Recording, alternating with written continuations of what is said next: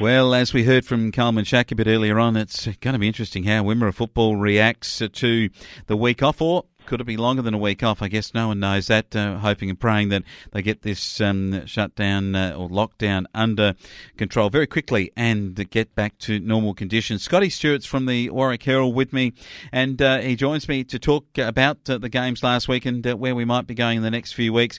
Hey, Scotty, how are you? Yeah, I'm going all right, thanks, mate. A bit of a surprise for everyone, and I guess not as much a surprise for those that I guess have seen this before. And in Victoria, we've seen it before on 3 other occasions. This is going to be a difficult week for everyone. No school across the board. What are you hearing in Warwick, Nabil, and around your current area? How are people sort of reacting to it? It sort of rocked me a bit yesterday when that happened. You heard whispers it was going to happen, and you think, oh yeah, fair enough. It might be a 3-day lockdown, 5-day, and then they come out with a 7-day lockdown. And I remember when we had that one in February, and was that a 3 or 5-day lockdown, and that was fine. It was February, that happens, and then I thought, gee, this is footy season now, and everyone's going to miss their game of footy and netball over the weekend, and it just throws everything into disarray, and it's just a really weird feeling. We had training there on Thursday night, and yeah, that's all normal, but knowing that you're not going to play footy or netball on the weekend, so really weird. Can only hope that it is 7 days. And the leagues, they'll meet over the weekend and they'll work out what they're going to do with this missing weekend. But no, really, it'll be a weird feeling, especially on the weekend when you were meant to go to the footy netball and you're not. I guess too, the other thing is when you have the bye, because you have a 9-team competition, the sense of that is that, we'll go off and see somebody else play, or we might go over to the Horsham district and see a game, or we might go down to Melbourne and catch up there, or I might go and see one of the cousins play at Ballarat, or you tend to follow something and maybe go and have a look at something else, or go for a drive somewhere else, but with a lockdown you can't. So it does limit the opportunities for that. We understand why it's there. At the same time, it makes things very difficult when it's so far away from many of our country areas. Let's have a look, though, last weekend, because we can talk about that and go through the games. It was Ararat beating Horsham Saints, and gee, the Saints, that is a good win for Ararat, and it sets their season alight. And the Saints, likewise, gee, this is a close competition for 5th place on the table.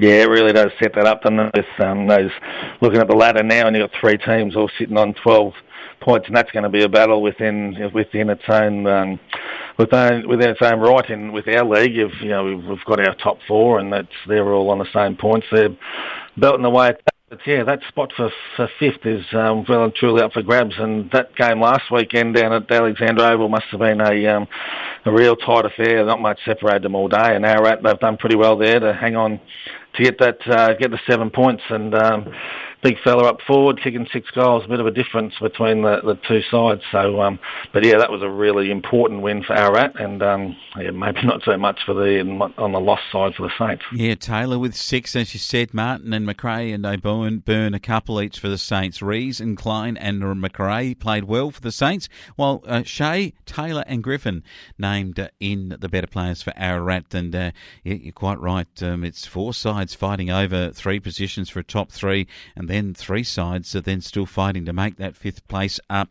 Looking at other matches, Dimboola 20 goals 19 came across and beat the Eagles 5-7 at Anzac Park.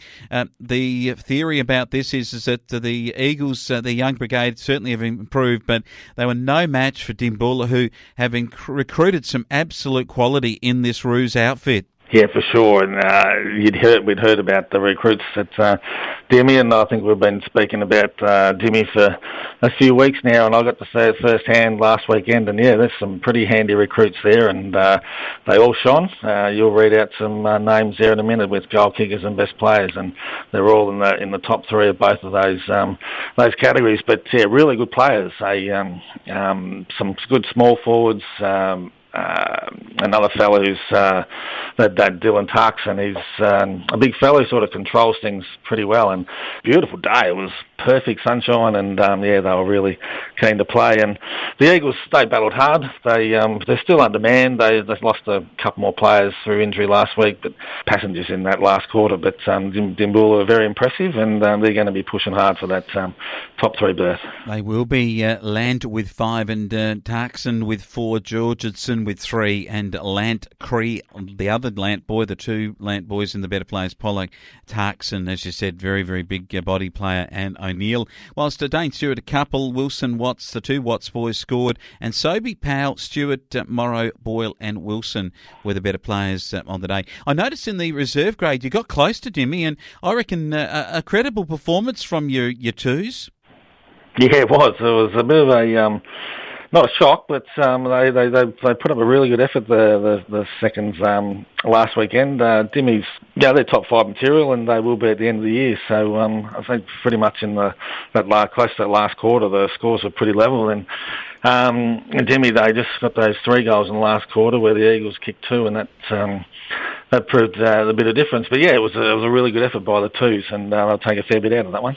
Certainly will. Kellett a couple, Kosicki booted 2 for the Warwick Eagles, and C. Kellett, J. Appledord, C. Roche in the better players. O'Dwyer 3 for Dimboola, and Summers and Wondersits were the better players on the day for that side. And down into the lower grades, I noticed that the boys from Warwick in the 17s actually beat Dimmy very comfortably. Mercy ruled very early in this game. Yeah, the 17s had a bit of a day out there. They, as you say, Mercy ruled in the second quarter there, but they put together a pretty good game. We've spoken about some of these kids that have debuted in the seniors this year, and you look through the list there, and there's the top 2 and the goal kickers for the Warwick Eagles. So they've debuted in senior footy, and they proved a little bit much for the Dimmy lads last weekend, and the 14s, pretty much the same. The Warwick Eagles kids, they're doing pretty well. They might not match it with your Yarrats and Horsham Saints, but holding on the 4th spot there. In other senior football matches that were played, the Southern Mallee Giants got up and beat the Horsham D's. It was a great win by the Giants. They did that pretty well, didn't they? They've restructured that forward line up there, and the 2 main lads that are doing it, Denham and Cook, shared 10 goals between them. So I think Lucas kicked 8 the week before, so he's in pretty good form, and like his play up in the forward line for the Giants. But they must have put it away pretty early, didn't they? 6 goals to nothing in that first quarter, and from there pretty much control play. With we've played both these sides, and you look at that result, and you'd probably think that's about how it would go, because the Giants, they get top 3 material here, and you Horsham in that battle for the 5th spot. So they're doing well, the Giants, I think. There are a couple of injury worries at the moment, but they keep finding the answers, so they're trotting along pretty well. They certainly are. Minyat Matoa are too, and finally, after a slow start to the season, Minyat Matoa have got themselves to the top of the table after they beat Stawell, who were previously undefeated. 16-14, 110 to 5-14, 44. And as they say on dairy farms, the cream rises to the top. Yeah, definitely right, and I think we might have touched on it last week with Stawell. They were hanging on putting in some great efforts to win those close ones 2 in a row, or 1 and 2 pointers. But you can only maybe just, I don't know what went down, but you can only think that they can hold on for so long. And unfortunately for them last weekend, they couldn't. As the Boroughs, I'm thinking they flexed a bit of muscle and said, right, we're going to the top of the table, and this is where we belong. And big Braden Nyson kicking 7 up there in the forward line. He's a pretty imposing figure up there, so if he's got the kicking boot on, well, you're going to go all right. But 30 shots still had 19 shots, for a little bit inaccurate there too. But no doubt the Stawell boys will bounce back when we get back into action. But as you said, they're probably wanting that top spot, and they've got it now. But it's a real battle, isn't it? You may well go through it, but all those, the Boroughs, Giants, Stawell and Dimboola all on 20 points, it really just goes well for what's going to happen when we make the return after this lockdown. I reckon it does, and there's only 3 of them that can be in the top 3 and get the double chance.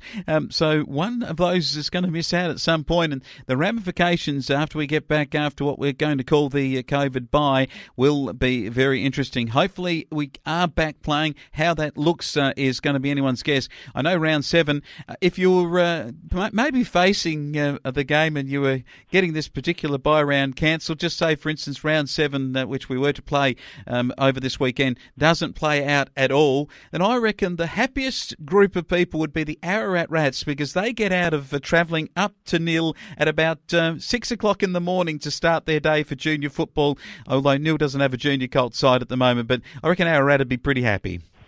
Yeah, yes, you're exactly right. I think the parents of those kids might be thinking, yeah, not bad for this lockdown.